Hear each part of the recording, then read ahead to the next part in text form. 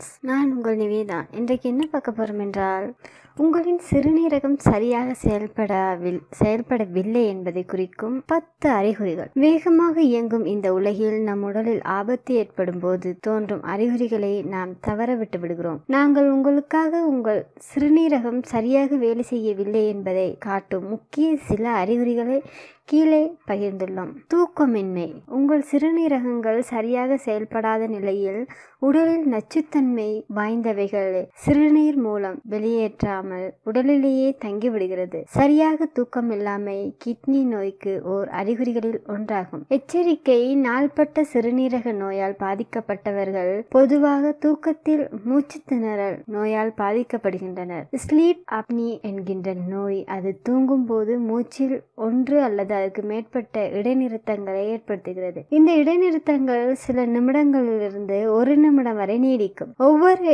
இடைநிறுத்தத்தின் பின்னரும் சாதாரண சுவாசம் ஒரு உரத்த சத்தத்துடன் மீண்டும் வருகிறது. தொடர்ச்சியான கனமான குரல் சமிஞ்சைகள் இருந்தால் ஒரு மருத்துவரை நாடுவது நல்லது. தலைவலி, சோர்வு மற்றும் பொதுவான பலவீனம். ஆரோக்கியமான மற்றும் சரியாக செயல்படும் சிறுநீரகங்கள் வலுவான எலும்புகளை பராமரிக்கவும் விட்டமின் D-ஐ நமது உடலில் மாற்றும் எரித்ரோபியை EPO என்று அழைக்கப்படும் ஹார்மோனை உற்பத்தி செய்கிறது. இந்த ஹார்மோன் சிவப்பு இரத்த அணுக்கள் உற்பத்தி செய்ய முக்கிய பங்கு வகிக்கிறது. சிறுநீரகங்கள் சரியாக செயல்படாத போது அவை குறைந்து EPO-ஐ உற்பத்தி செய்கின்றன. இதனால் இரத்த சிவப்பணுக்களின் எண்ணிக்கையில் வீழ்ச்சி ஏற்படுகிறது. இதனால் உங்கள் தசைகள் மற்றும் மூளை விரைவான சோர்வை சந்திக்கிறது. எச்சரிக்கை. நாள்பட்ட சிறுநீரக நோயால் பாதிக்கப்பட்டவர்களுக்கு இரத்த சோகை இருப்பது பொதுவானது. 20% முதல் 50% சாதாரண சிறுநீரக செயல்பாட்டை கொண்டிருக்கும் போது அனீமியா உருவாகலாம். நீங்கள் போதுமான ஓய்வு மற்றும் தூக்கம் பெறுகிறீர்கள் என்றால், ஆனால் சோர்வு, குறைந்த ஆற்றல் நிலைமைகள் மற்றும் பலவீன உணர்வுகள் தொடர்ந்தால் நீங்கள் தாமதமில்லாமல் உங்கள் மருத்துவரை பார்க்க வேண்டும். அடுத்தது, உலர் மற்றும் அரிப்பு தோலை கொண்டிருக்கும். ஆரோக்கியமான சிறுநீரகங்கள் இரத்தத்தில் இருந்து கழிவு மற்றும் கூடுதல் திரவத்தை நீக்கி இரத்த சிவப்பணுக்களை உற்பத்தி செய்ய உதவுகிறது. உங்கள் உடலில் தாதுக்கள் சரியான அளவை பராமரிக்கிறது. மாறாக வறண்ட தோல் மற்றும் அரிப்பு காணப்பட்டால் கிட்னியில் பிரச்சனை இருக்கலாம். இதற்கான எச்சரிக்கை. நீங்கள் வறண்ட மற்றும் அரிப்பு தோல் இருந்தால் அதிகம் தண்ணி குடிக்க முயற்சியுங்கள். நினைவில் வைத்துக் கொள்ளுங்கள், அரிப்புக்கு மருந்து எடுத்துக்கொள்வதற்கு முன் உங்கள் மருத்துவரை அணுகவும். சில மருந்துகள் உங்கள் சிறுநீரக செயல்பாட்டை இன்னும் சேதப்படுத்தும் சாத்தியக்கூறுகள் உள்ளன. அடுத்தது, உலோக சுவை. நாவின் சுவை மாறுவதால் உணவுகள் வெறுப்பீர்கள். இதனால் எடை பெரிதும் குறையக்கூடும். எச்சரிக்கை. இதற்கு உணவு ஒரு உலோக சுவையுடன் இருக்கும்போது தொடர்ந்தால் ஒரு மருத்துவரை நாடுவது நல்லது. அடுத்தது, சுவாச குறைவு. சிறுநீரக நோய்க்கு முக்கிய அறிகுறி ஏற்படுவது இதாகும். எச்சரிக்கை.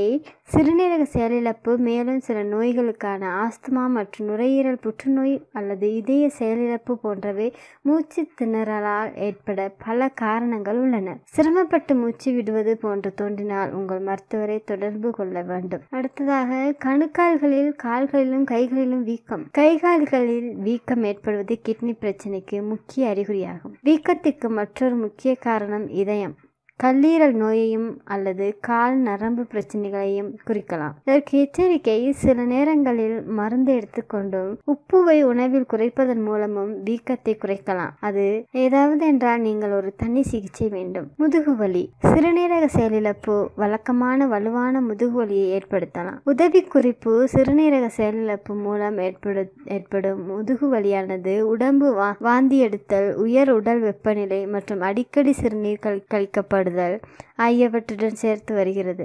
சிறுநீரகங்களுடன் எந்த தொடர்பும் இல்லாத இயல்பான முதுகுவலி வித்தியாசமாக செயல்படுகிறது. வலியை மேலும் உள்ளூர் மயமாக்கி திடீரென நடக்கிறது. அப்போது காய்ச்சல் இருப்பது இல்லை. நீங்கள் முதுகுவலி மற்றும் வலி நிவாரண மாத்திரைகளை எடுத்தும் வலி இருந்தால் உங்கள் மருத்துவரை பார்க்கவும். கண் வளையங்கள். உங்கள் சிறுநீரகத்தின் வடிகட்டி அமைப்பு சேதமடைந்ததற்கான ஆரம்ப அறிகுறி கண் பகுதியை சுற்றி வளையம் போன்று ஏற்படலாம். உங்கள் சிறுநீரகங்கள் சிறுநீரில் புரதத்தை அதிக அளவில் கசிவு பதிவு செய்கின்றன என்று அர்த்தமாகும். உங்கள் உடல் போதுமான ஓய்வு மற்றும் புரதம் இருந்தாலும் கண் பகுதியை சுற்றி வளையம் தெரிந்தால் உங்கள் மருத்துவரை சந்திக்க திட்டமிடவும். உயர் இரத்த அழுத்தம். சிறுநீரகங்களில் பெரிய நெய்ப்ரோன்கள் உள்ளன. அவற்றில் இரத்த நாளங்கள் சேதமடைந்தால் உங்கள் இரத்தத்தை வடிகட்டுகின்ற நெப்ரோன்கள் போதிய ஆக்சிஜன் மற்றும் சத்துக்களை பெறாது. அதனால் உயர் இரத்த அழுத்தம் சிறுநீரக செயலிழப்புக்கு இரண்டாவது முக்கிய காரணமாகும். சிறுநீரக செயலிழப்பை தவிர்க்க உங்கள் உயர் இரத்த அழுத்தத்தை நிர்வகிக்க கற்றுக்கொள்ளுங்கள். போலிக் அமிலத்தில் நிறைந்த உணவை சேர்க்கவும். இது இரத்த சிவப்பணுக்களின் உற்பத்தியில் ஈடுபடுவதோடு இரத்த சோகை தடுக்கவும் உதவுகிறது. சிறுநீரக மாற்றங்கள். உங்கள் சிறுநீரகம் சிறுநீரை உற்பத்தி செய்வதற்கு கழிவு நீரை வெளியேற்றுவதற்கு முக்கிய பங்காற்றுகிறது. நிறம் மற்றும் சிறுநீர் தோற்றத்தில் மாற்றம், அடர்த்தியாக போன்றவற்றை கவனிப்பது அவசியம். அலட்சியம் கூடாது. பொதுவான மாற்றங்கள் பின்வருமாறு. குறிப்பாக இரவில் சிறுநீர் கழிப்பது. ஒரு நாளில் 4 முதல் 10 வரை வருவது சாதாரணமாக கருதப்படுகிறது. சிறுநீரில் இரத்தத்தை பார்ப்பது. நுரை, சிறுநீர் போன்றவை தெரிந்தால் மருத்துவரை உடனடியாக நாடுவது நல்லதாகும். இந்த வீடியோ பிடித்திருந்தால் லைக் பண்ணுங்க, ஷேர் பண்ணுங்க, இந்த சேனலை சப்ஸ்கிரைப் பண்ணுங்க. அடுத்த வீடியோவில் சந்திக்கும் வரை நான் உங்கள் நிவேதா. நன்றி.